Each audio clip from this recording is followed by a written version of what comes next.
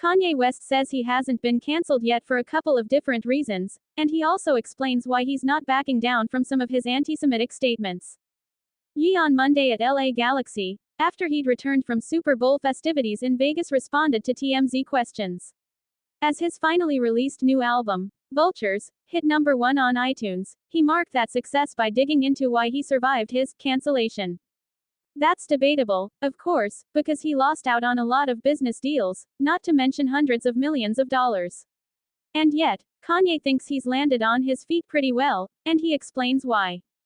Kanye says he's got a few different things in his utility belt that have helped him remain popular, even in a mainstream capacity, and he says a lot of it has to do with the fact he's incredibly talented with unique, interesting ideas. Of course, his devoted fans also love that he's outspoken, something KW's well aware of too. All that is why he says he's been able to survive a modern-day teardown.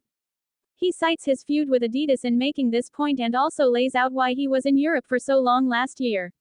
It was more business than pleasure after all. Anyway, Kanye says business is booming for him yet again, despite the industry's best efforts.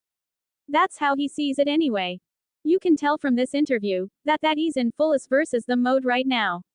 He attacks the music industry and record labels, saying the streaming structure isn't fair to artists, and vows to speak up on these issues on behalf of all artists. Interestingly, he even puts himself in the same boat as his archenemy, Taylor Swift. Yes, he speaks her name, and not in a disparaging way. On the subject of antisemitism, he offers a non-apology apology for some of his hate speech but believes other comments were spot on. He also cites an oft-used defense of his as to why he can't be anti-Semitic.